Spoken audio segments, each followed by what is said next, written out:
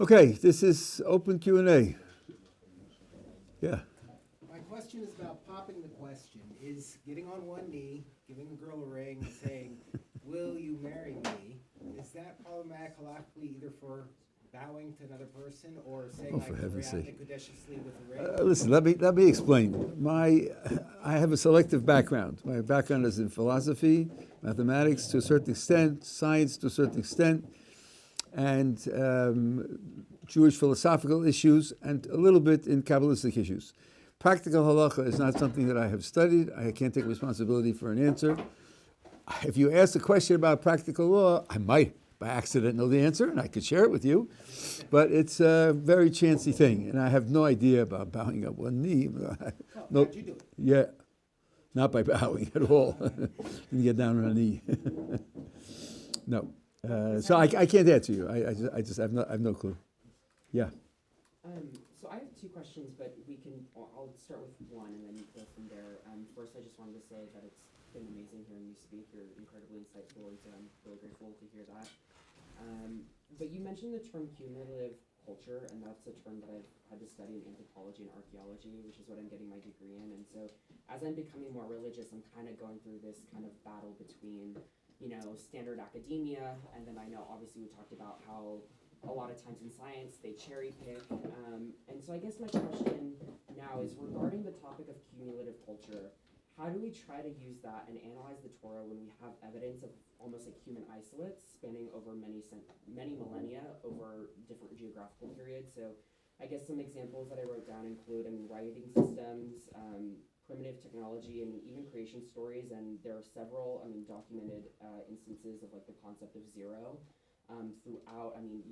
One, in Latin America in the 1200s with the Aztecs, the old texts and things like that, and then also in Mesopotamia. So it's like, how do we, regarding that cumulative culture, how do we kind of go about that in regards to a Torah perspective?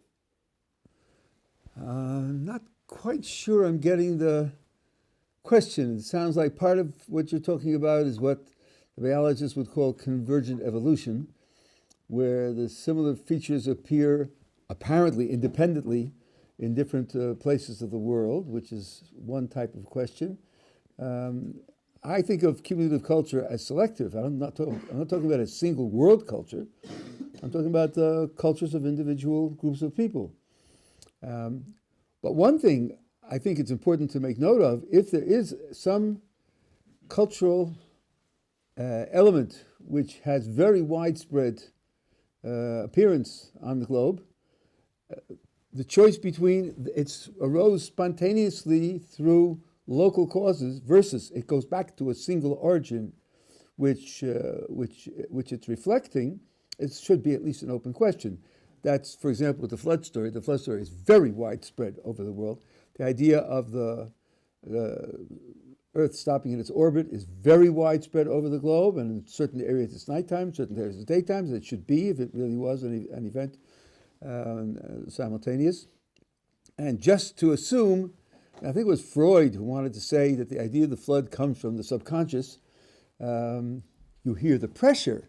If it's being said all over the world, it's got to have some common, and if it didn't happen, of course it couldn't have happened, right? That would take that for granted. Then it must be something that's common to human consciousness that accounts for it. It's not just going to be an accident. Same thing's true with convergent evolution, by the way. It's just a convenient way to avoid problems for Darwinism. But I don't know exactly what more I'm supposed to say about it, other than we have a dedicated institution or set of institutions that is designed to preserve certain aspects of our culture, in particular the legal and philosophical aspects of the culture. We've always had a system of training, a system of national evaluation of budding scholars, leading up to the Sanhedrin, which would be the greatest scholarly body in the country. This has been a crucial item in our culture throughout time. So maybe we're not very good at preserving how to make a pancake or tortillas or something. And our dress, certainly, Moses didn't wear one of these, and he probably would have been happy to notice that he got away with not wearing it. But when you talk about basic philosophical ideas and the laws of the Torah and the way in which we organized Torah life, we have a very high priority in preserving that, and we've done a very good job of preserving it. So more than that, I don't know what to tell you, but I wish you divine assistance in steering your way in anthropology.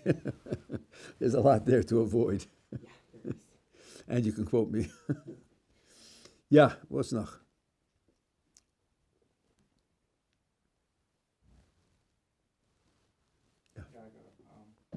What does the Torah say about vaccines? Well, when you say the Torah, Torah is a word that has at least 5 different distinct meanings and maybe another 5 marginal meanings. And what you really want to know is what the responsa literature says about it, because it's a modern phenomenon. 1,000 years ago, there weren't any vaccines. One of the great contemporary scholars of responsa, and himself is the author of many responses, of Usher Weiss, who happens to be an American, lives here in Yerushalayim. And when COVID struck, I watched his discussion of it, and he did a survey of responsa on the issue of vaccines over the last 200 years, starting with, I think, with Jenner against smallpox and working forward. I remember his summaries, because I'm not familiar with this literature, but he said that the earliest responsa on vaccines said they are dangerous and they kill people and use them anyway, because widespread use of the vaccine will prevent more deaths than it will cause. And over time, when the vaccines were tested more thoroughly and created with more safeguards, the responsa literature came to the opinion that it's not seriously dangerous, and based on their understanding of the medical data available. They weren't taking it from Kabbalistic sources. And he said over the last 100 years, the literature is virtually unanimous that vaccines are effective and they save many, many lives. When I was a child, polio was still prevalent. We had people who were crippled by polio. So the overwhelming literature is positive. What that would say about the last period of time and the way it was created and the new technology and the new microbiology and all the rest, he came out, as almost all the authorities did, in favor of taking vaccines. Yeah. So one thing I've come across with some people, I don't think it's a popular opinion, but I run into very insular communities, and they believe solely because that they're Jewish, they're better than everyone else, and there's nothing to learn from other people. And I've heard what's it called? I've heard it in America a lot from very Orthodox communities. Do you believe that a non-Jew can be as great as a Jewish person in the eyes of God, that's equal importance, or?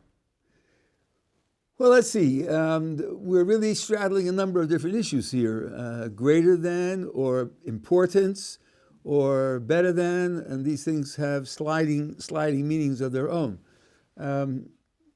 First of all, the idea of learning from non-Jews, the Talmud records things that were said by non-Jews and with appreciation. Our sources, the vast majority of them, say that studying the information that's made available by the non-Jewish world is appropriate. The Maharal goes so far as to say in the strongest terms that it is a mitzvah to do so. He points out that we make a blessing on someone who knows non-Jewish scholarly knowledge, not a non-Jew, a person, Jewish or non-Jewish, who happens to know chemistry or happens to know physiology or something like that.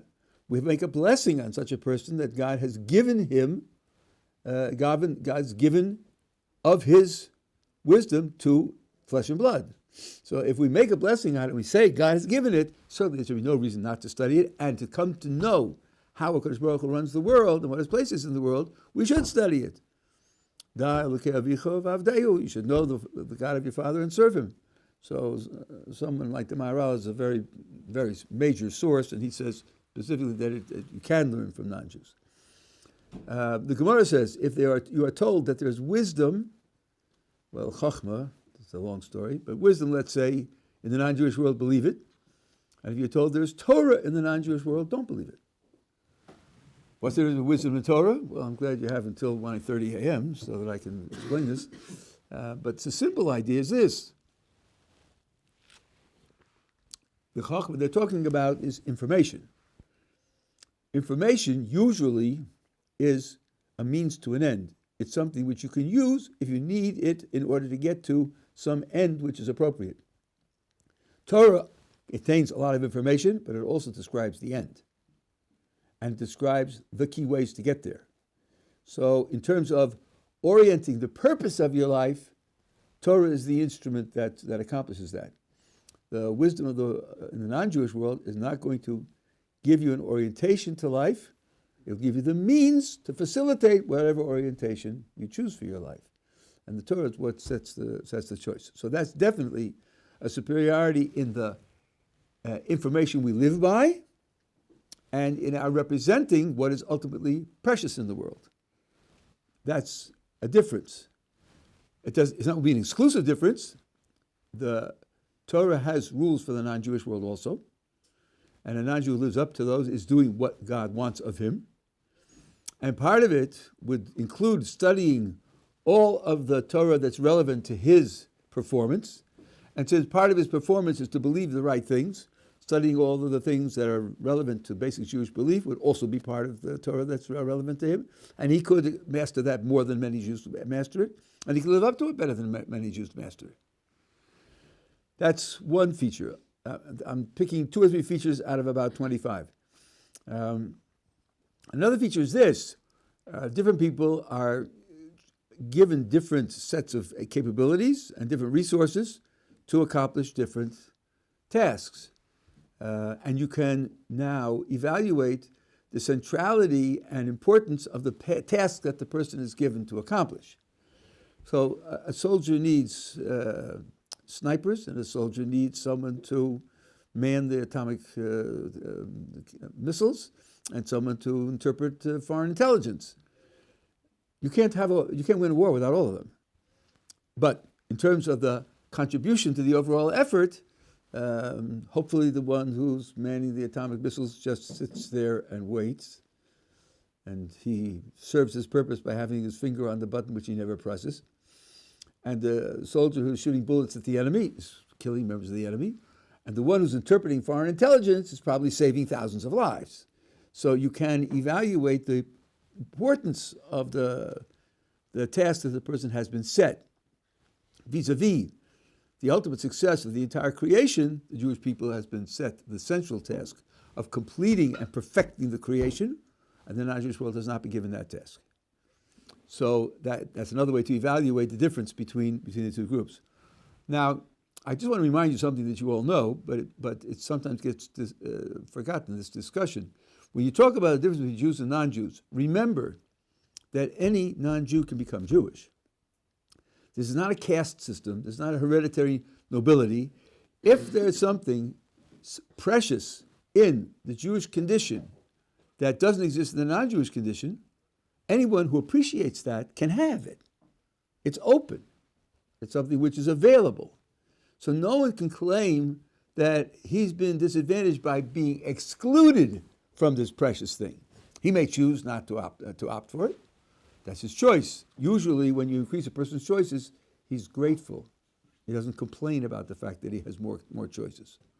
So there's no question there's a difference between the challenge and the contribution that the Jew makes to the perfection of the world vis-a-vis the non-Jew. But as I say, that's a voluntary choice. Those are a few ideas. Yeah. So adding on to like the previous question, well, you spoke about how like a non-Jew could go and like live up their potential by going and like studying like whatever is expected of them from the Torah. How would considering like Torah is like something that like comes from like that has been given to Jews, and like obviously like over the years like non-Jews have like been able to go and like get their own religions and whatnot. well, not get, but I'm saying like, you know what I mean. But I'm saying like, how would like a non-Jew like know whether like how would a non-Jew even like think about like, you know, getting the knowledge that they're supposed to get in order to go and do their tasks in this world from the Torah? Like how do they even like get? Because you know what I'm saying. It's like if you're born a Christian, like how do you even know to look to Torah in order to do these like in order to do the 7 Noahide laws in the first place? Well, I'm really, if I understand you correctly, there are really two questions here. Number one, what would motivate him in the first place to take a look? And number two, where would he look? There's a whole literature. You mentioned the 7 Noahide laws. There's a group, international group called B'nai Noach, the descendants of Noach, and they have chapters all over the world, and they have websites. And some years ago, they had a convention here where they had weeks-long consultation with the chief rabbis of Israel for Jewish legal decisions as to how they should conduct their lives. So there's no lack of information, there's no lack of contact. You just Google it and it'll come up right away. I guess if you're brought up Christian, or it could be Muslim or atheist or whatever, what usually triggers this kind of interest is one of two things. Either something goes wrong, disease, death, accident, loss of income or something where your life isn't sailing on smoothly. If your life is sailing on smoothly, then you can go through life half unconscious and not even notice it. But when difficulties arise and you have to make choices and you have to look for explanations, that wakes a person up, and then he starts to look around and see what alternatives there are. That's one sort of thing. Another sort of thing that motivates people is coming in contact with people who seem to have something special. I'm doing okay. I'm making enough money, and I have friends. But this guy looks like he's on Mars. Something's very special going on there. When I'm together with him, I feel inspired. I feel elevated. I feel greater capacity to accomplish. I feel motivated to look for higher goals. Not that I'm in trouble, and not that I'm in pain, and not that I'm suffering, but there's more to life than that. And that stimulates people also to start looking more broadly. They hear about people who will practice exquisite kindness or self-sacrifice or courage, and they think, boy, I would never have thought I wouldn't even thought that was possible to behave like that. And then they think, well, I wonder what motivated him to do that, to be like that. The Kloisenberger Rebbe, who lived through the Second World War and lost 11 immediate family members in the war, and dedicated himself to establishing the Hasidic group that he was a leader of in Europe, and creating 11 public institutions, one in the memory of each of the family members that he lost. And you hear about that and you think, boy, I can't imagine doing anything like that. Going through that, I think I'd be numb. Losing 11 immediate family members and surviving. I don't know if I'd be able to eat breakfast. Where did he get that kind of idealism and that kind of energy and that kind of strength and positiveness? Or just people who, after the Holocaust, remarried and recreated families. Why weren't they just so crippled that they saw so many children killed? They can't bring children into the world. They'd be fearful all the time. No, they recreated families and recreated communities. You read about that and you think, well, they've got something special. So you become motivated to check it out. So these are the two of many, I suppose there are many others, but two of the kinds of things that typically lead people to start searching. And then, then divine providence, which also triggers the searching, will lead them in the direction that it wants them to go. Yeah? Okay, yeah. Throughout this entire trip, we've sort of been learning about what it's like to live like a Torah Jew, live more observant. My question is practically, I think all of us in some way are motivated to live more religiously or explore our Judaism in a deeper, more meaningful way. How do we prevent ourselves from sort of like collecting mitzvot like power-ups in a video game, and actually like meaningfully adding certain mitzvot that are meaningful with intention to our lives, and staying consistent with those mitzvot. So this is it's a very multifaceted question. First of all, we have a principle that doing the right thing, even with impure motivation, under certain conditions, will lead you to ultimately achieve pure motivation. So a person should not demand from himself pure and idealistic motivation for doing the right thing. If you do so, you can simply make it impossible for yourself to ever get started. So if a person says, well, the Torah has some interesting ideas in it, and I'm thinking about them, I'm talking about them, but boy, chillin' Shabbos morning, if I sleep till 12, but I can make it to the meal, I'm there for chillin', because chillin's good. There's nothing wrong with that. A person shouldn't be embarrassed about that. A person should take it on the basis that he can relate to it, and a lot of exploring Judaism is experimentation. And Judaism is a way of life, not just a system of thought. So the healthy thing to do is to explore all the facets in an integrated way as possible. Now, part of the journey is a journey of self-discovery, because the Creator delivered to us a program for living, and He created us. So the program for living is going to be the program to develop what we have.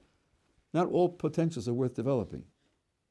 I have heard people say that if you're given the potential, you should develop it, but that's not a generally true statement.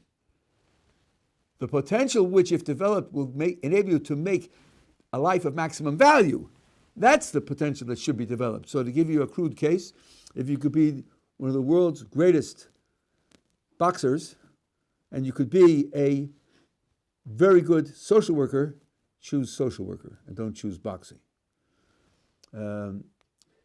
So you have to understand the Torah as a way of developing the most valuable potentials that you have.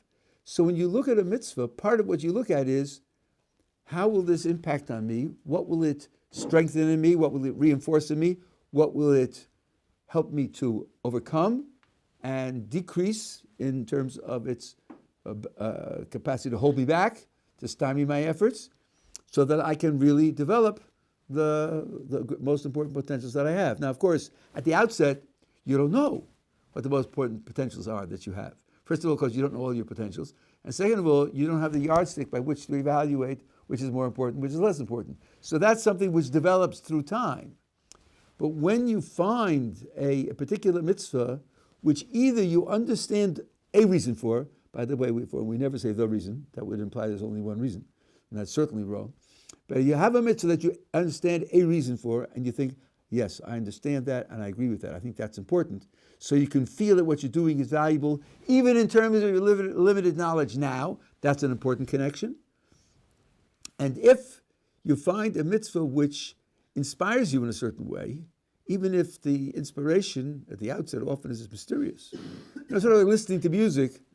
I happen to be very partial to classical music. I used to perform it regularly when I was much younger. Much younger. So, Beethoven is phenomenally exciting to me. Can I explain why it's exciting to me? Not really, it's just very exciting. I know I share it with a lot of people. So certain mitzvos, certain Jewish texts also sort of awaken the spirit and give you a kind of spiritual push, and that's a valuable thing. So if you find a mitzvah that does that for you, that's something to attach to, because it's already in the ballpark of something that's genuinely spiritual. So you're looking for connections of these kinds. Jewish study, there's a gigantic variety of different sub-disciplines in Jewish study, and different people feel drawn to different ones. And although you need some information from most of them, some at least passing information, but if you feel drawn to one in particular, then you should invest in it. Some people find the study of Chumash, either the narratives and the morals in the narratives, or even the laws. Some people find the intricate logic in the Talmud, argumentation and analysis, and theorizing and testing theories to be fascinating and engaging, then there's no reason why you shouldn't invest in that. Some people find biographies very informative, and I highly recommend biographies. You want to know what it means to be a gigantic success in Jewish living, and also, in a certain sense, even more so, there are some biographies of people who weren't great Jewish leaders, but they were great Jews coming from average backgrounds. Lieutenant Birnbaum, about Meyer Birnbaum, who was a soldier in the American Army during the Second World War and participated in the liberation of Europe, and his struggles in becoming a soldier and getting his commission, and the times when he was attacked for the fact that he always kept his head covered. And when he was challenged, he was getting a commission, and they were going to court-martial him. And they brought him before the court-martial officers, and he said, well, I just know that the Declaration of Independence mentions the fact that we stand in equality before the Creator. So I guess what the Creator wants, the American history thinks is very important, and this is what the Creator wants from me. And they let him alone. But he didn't back down. And he did it in a respectful and intelligent way, and he was able to do that. So biographies like that also can be very inspiring. Here's what a person can accomplish coming from a background which isn't the greatest intellect and the greatest scholarship and so forth and so on, but a very great passion to serve HaKadosh Baruch Hu. So I would say the mitzvos and the literature that you have should be related to where you are and what you can presently appreciate and what draws you to develop further. Yeah. One thing a lot that we've also talked about kind of the early part of my trips is the idea of free will. And I get a little confused and a little mixed up on the concept of free will. Mixed in is everything meant to happen, kind of balancing those two things. Can you kind of clarify and go into what we look at as free will and what's not? I can. I've done a lot of work on free will, and there's a lot of it that's recorded on Torah Anytime.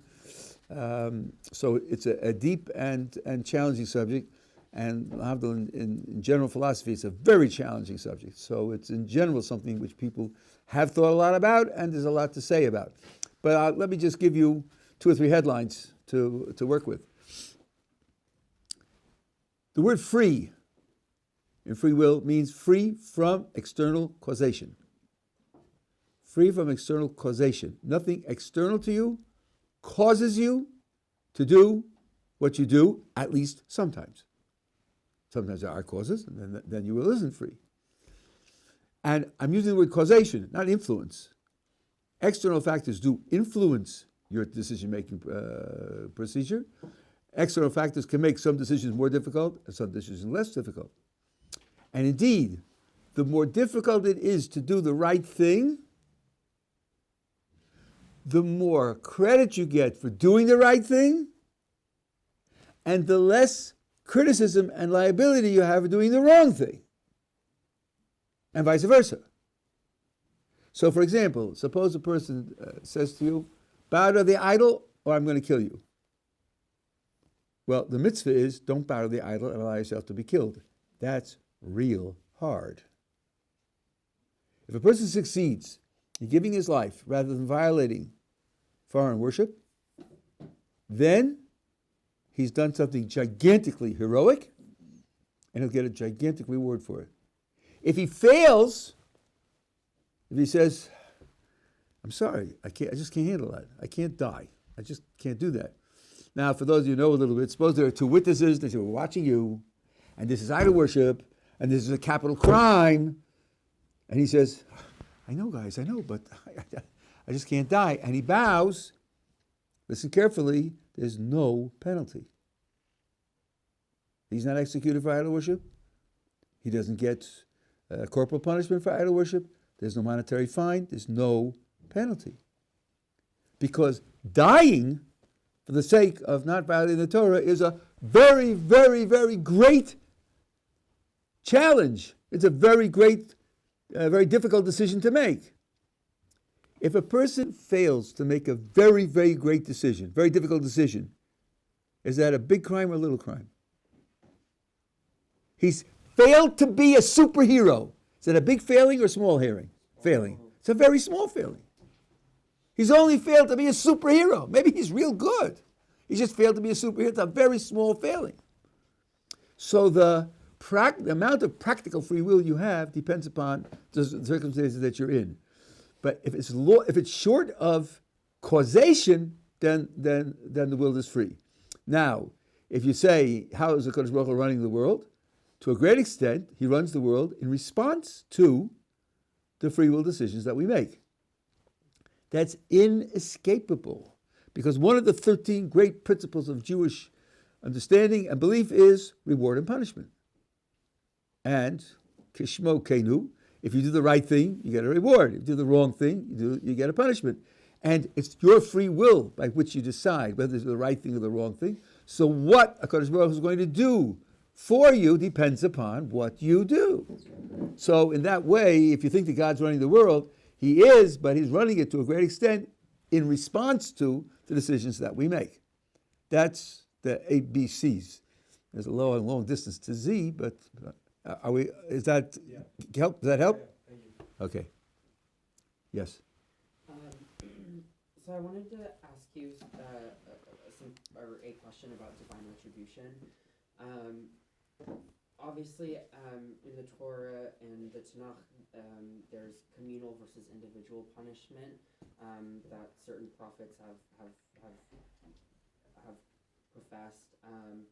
And so I guess my question is, why do certain situations why are certain situations communal punishment versus individual punishment, and how do we grapple that in today's world in the response of how do we quantify a life? Because Well, that's a deep and difficult. By the way, I would never use the word retribution. I don't think there's any Hebrew word which carries that meaning. It's punishment.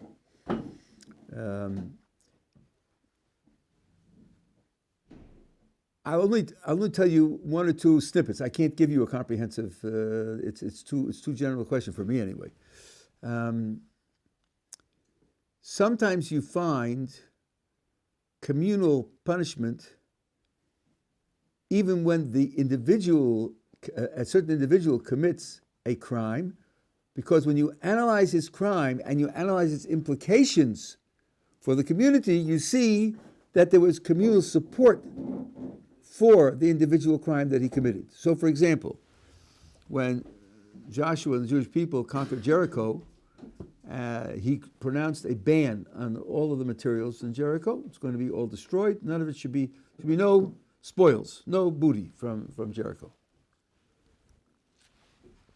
One soldier named Achan stole gold, silver, and garments and hid them. Okay, after they finished conquering Jericho, the next city that they were supposed to attack was the city of Ai. And they had an attack, and the soldiers of Ai came out and defeated them and chased them back to camp. Well, that wasn't supposed to happen. That wasn't in the script. So Joshua inquired of a Kodesh Baruch Hu, of God, and he told him, the Jewish people, and all the verbs in Hebrew are plural, stole and cheated and lied and broke the ban and hid the spoils and so forth and so on. So Joshua set about to find out who was guilty. And at the end of the investigation, he found that only Achan was guilty. And it was proven because Achan was punished, and then they went back up and they conquered the city of Ai with no difficulty. So clearly he was the only one who did it. So the question is, what did the message from heaven mean when it said the Jewish people have done these crimes and says it with plural verbs? So Rav Dessler, who discusses this, asked the following question. Okay, so he stole gold, silver, and garments. What's he going to do with that? Is he going to buy a Swiss chalet? Is he going to invest it in AT? What is he going to do with all this money, which he didn't have up until now? Now suddenly, after the conquest of Jericho, he has it. Buy a diamond ring for his wife? I mean, what's he going to do? And are the members of his family going to find out that he took the gold and silver? And the robe with the Jericho cut? Obviously they're going to find out. This isn't going to be a secret. Why isn't he afraid of the consequences of their finding out? Why isn't he afraid that he'll be ostracized, identified, and excluded and punished? Because he had confidence that it'll be okay. It'll be okay. They'll enjoy some of it, and I'll share some of it, and I'll get away with it. Really? Well, that means he's trusting the fact that the Jewish people as a whole doesn't feel so committed and stringent about the prohibition of taking spoils. Maybe they wouldn't take for themselves, but somebody else takes, As we say in Yiddish, it's not so terrible. You take spoils. Well, that's a lack of moral clarity. That's a lack of moral priority that the whole nation suffered from. And if the whole nation suffered from it, and they made possible the effort, because if he had known that anybody finds out he's going to be out, he would never have done it. He's counting on their laxity. And this idea of communal responsibility plays itself out historically. You could look this up, the statistics for the religious Jewish community, the social statistics, alcoholism and other addictions and violence and suicide and all the rest. And it's one of the glories of the community that our statistics are orders of magnitude superior to those of the general population. Now, take, for example, alcoholism. So we do have alcoholics. Nobody's claiming that we have none. But if 1 in 7 Americans is an alcoholic and 1 in 25 or 35 religious Jews is an alcoholic, that's a much better record. Why is that? What is it that makes it a better record? Well, one very large factor is if you get drunk in our circles, you lose status. You're someone who's regarded as, at best, someone to be pitied and aided as if he's in trouble. I went to secular high school, so in the United States. So I knew what it meant to get drunk and brag about it. You should have seen me. I was tearing up the walls. People are proud of getting drunk. Well, if you have a society in which you're proud of getting drunk, you'll have more drunks. If there's a society in which getting drunk is nimas, as you say in Hebrew, it's really degrading and it's disgusting. Very few people are going to do that because they don't want to be treated that way. So it's the social value that influences the individual behavior and creates the favorable statistic. So when that breaks down, there's really a social responsibility. And under those conditions, there can be a collective punishment. That's one of the types of examples. But there's a lot more to say about this subject. Yeah. In this program, we've been focusing on Israel solidarity. We've been doing a lot of volunteering and whatever we can do now in the country. And of course, we've been talking a lot about the geopolitics and the history and everything. Could Rebbe maybe give us a little bit of a maybe philosophical / spiritual or metaphysical perspective on the conflict and what we're seeing kind of in our times, put things in perspective? You're asking a global question, and a real answer would have to be a global answer.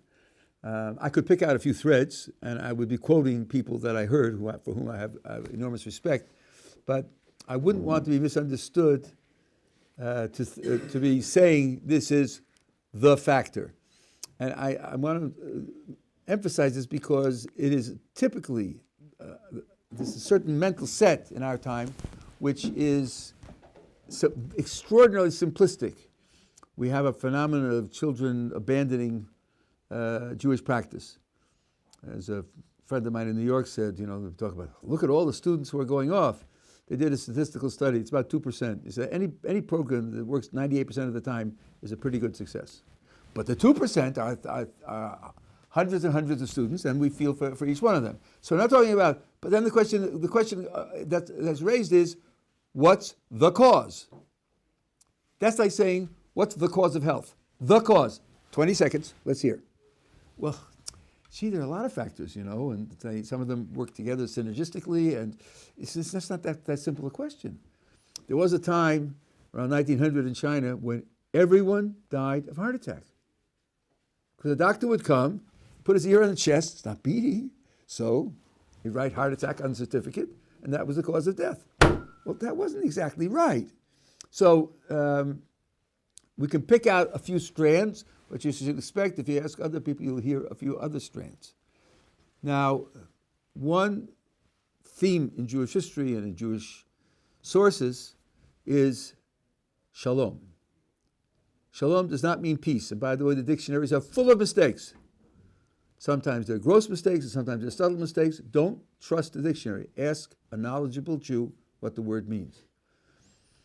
The difference between shalom and peace is this. Peace in English is a negative concept. It's quite appropriate in English to say the graveyard is very peaceful. It is, if indeed is. There's no noise there, no late parties, no drinking. No, it's a graveyard. You could never use the word shalom for a graveyard. Never. Shalom comes from the word shalem, which means complete. Shlemut in classical Hebrew means perfection. There's nothing perfect about a graveyard. So,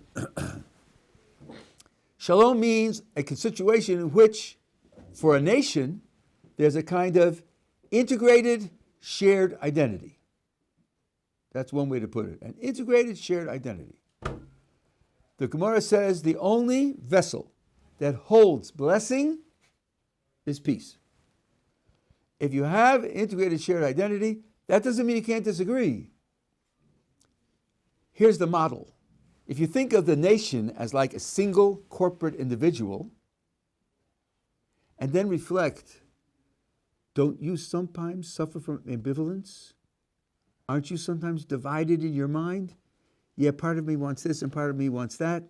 Sometimes I think this is right, sometimes I think that's right. So if you're a single individual, you're integrated, but you can have different thoughts in your mind and conflict in your mind. The nation could be unified and could be integrated and have different thoughts, as long as the identity of the whole is paramount and there are different thoughts in which way to steer the whole, just like you have to make a decision which way to go, in spite of the fact that this pulls you this way and that pulls you that way. The overarching feeling has to be one of that kind of identity, that kind of integrated identity.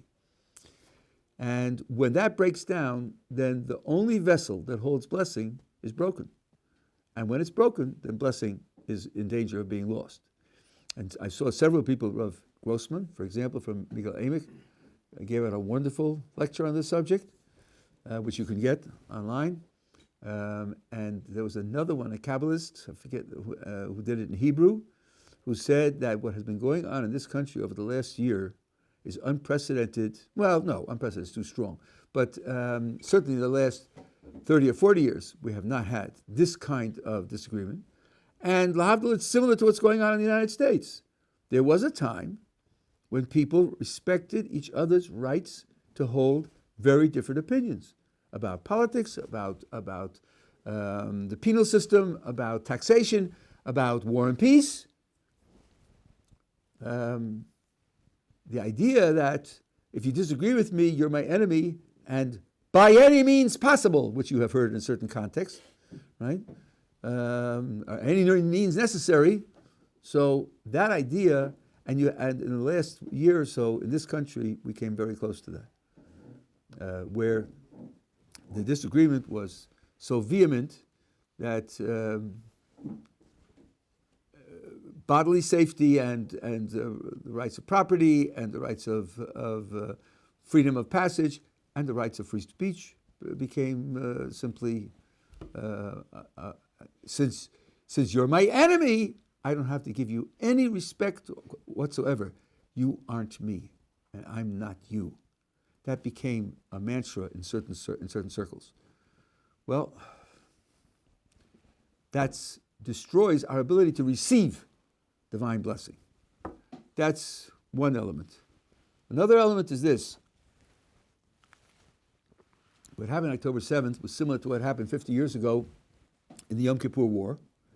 Rav Shach, who was the head of the Panovich Yeshiva at that time, wrote, let's just review. In 1967, you had the Six-Day War, which some military historians say was the greatest victory in the whole 20th century. It was entirely unexpected. I was in America at the time. In that war, Israel had an absolute clamp on all information for the first 2 days. And I remember seeing generals in Washington on television, and there was a map of the area, and they had pointers, and they said, look, the Israeli tanks are here, and the Egyptian tanks are there, and the planes are there, and the supply chain is this, and the supply chain could be attacked. Then they have enough to last for about 2 weeks, and then we would have to resupply them, and it's not clear if we can go through Europe. We can't go through Europe, with all this kind of argumentation. At the beginning of day 3, it turned out that the entire Egyptian airports had been destroyed, down to the last plane, and the Egyptian army was in running retreat. We had piles of shoes that they abandoned because they can run better barefoot. And the same was true in the north. We were overrunning the north. Mount Hermon was taken after the ceasefire. The ceasefire was on Friday. That's the 6-day war, and they took it on Shabbos because they said you're not going to shoot at us from up there anymore. The whole Golan was taken because the regiments disobeyed orders. They didn't want to fight on all the fronts at once. They said they've been shooting at us here for decades. We're not taking it anymore. They went up and they conquered it. So this was the most spectacular conquest, unexpected. Israel pleaded with Jordan, don't come in. We have Syria here, and we have Egypt there, and we have foreign mercenaries everywhere. Don't come into the war. But Jordan was embarrassed. So they sort of did it haphazardly. They were shooting. The result was they lost the whole of the West Bank. It was phenomenal. Okay, that was a 6-day war. 6 years later, in 1973, there was a gigantic defeat. They built a row of guns on the Suez Canal called the Bar-Lev Line. And everybody said, it can't be crossed. You know anything about Second World War history? Anything about France? Ever heard of the Maginot Line? That's what they said. The Germans can't possibly cross the line. So they went around it through Scandinavia. Thanks a lot. Brilliant. Here, they crossed it.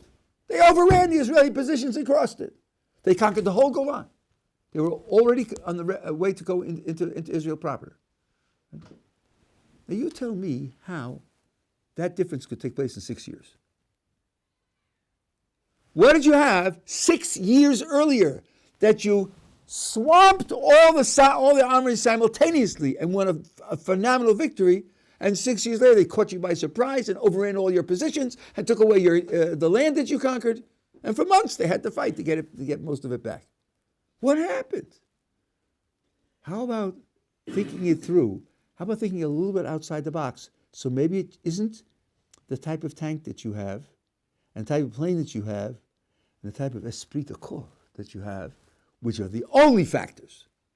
They count, but they're not the only factors. Maybe there's some other agency that's involved that's also determining the outcome, or maybe the major force determining the outcome.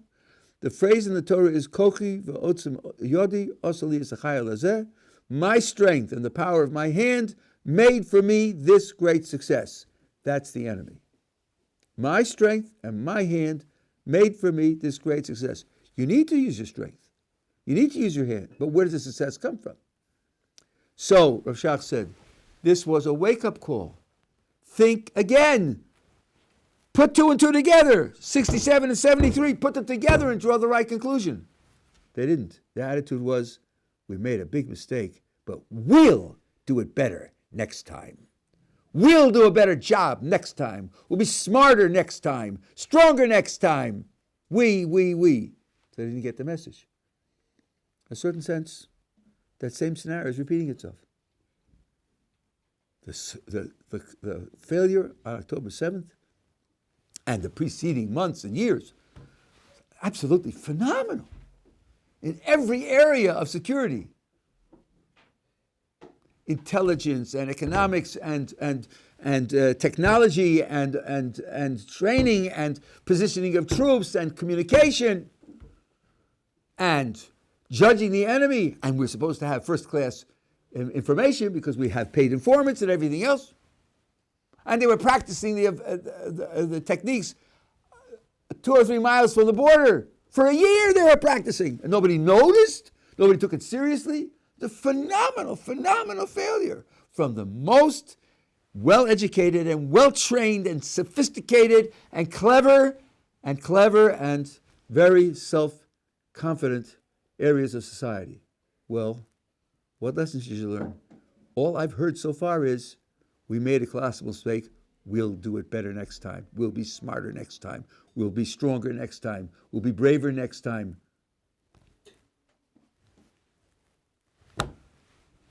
It feels like a Kodesh Baruch Hu is reaching out.